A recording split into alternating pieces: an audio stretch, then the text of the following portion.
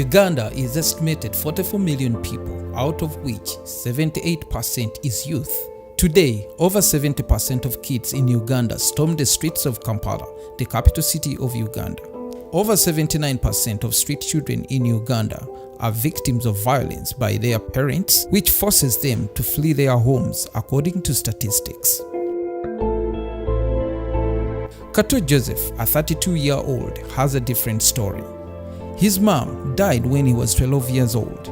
The death of his mom ushered him into the ghetto life, not by choice, but because of circumstances. We didn't actually knew or understand in depth what it meant to me to lose the mom, the person actually remained with, who was like a caretaker of our lives.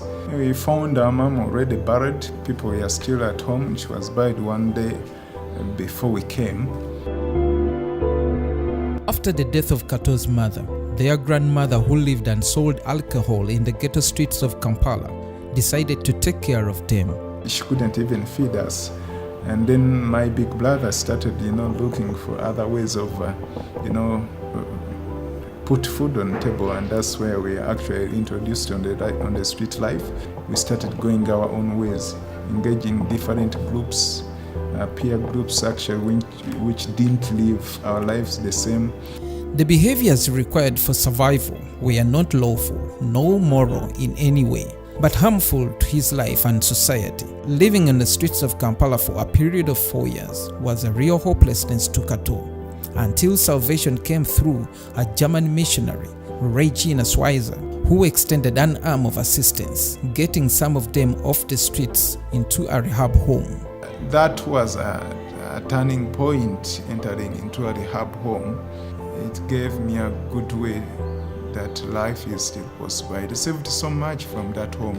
With all that Kato went through, he felt it would be unfair if he stood aside and watched children go through similar situations as he did and do nothing about it.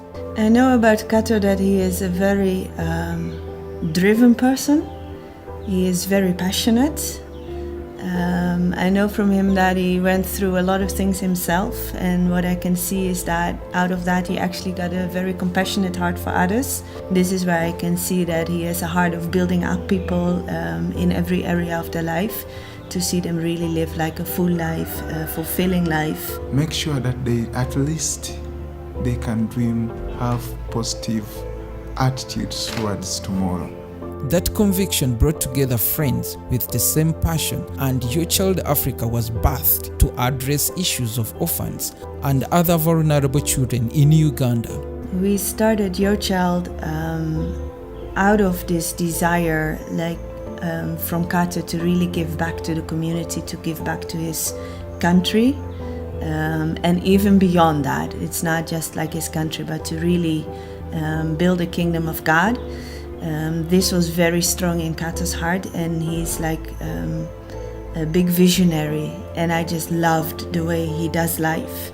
YoChild-Africa is a non-governmental organization registered in Uganda, dedicated to work with less privileged and vulnerable children, families and communities in Africa. I would love to see so much smiles, so much lives being changed. People saying, if it wasn't YoChild-Africa, I wouldn't have become the person I am today. YoChild-Africa mission.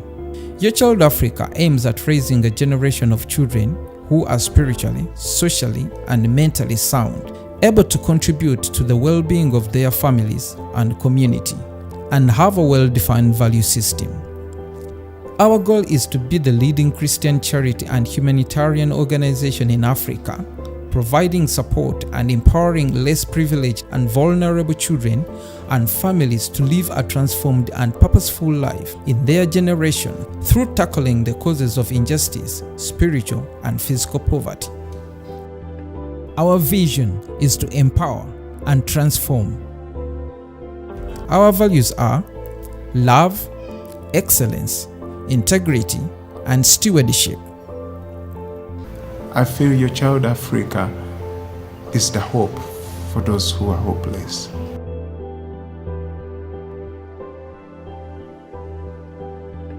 For more information on YoChild-Africa, contact the following addresses: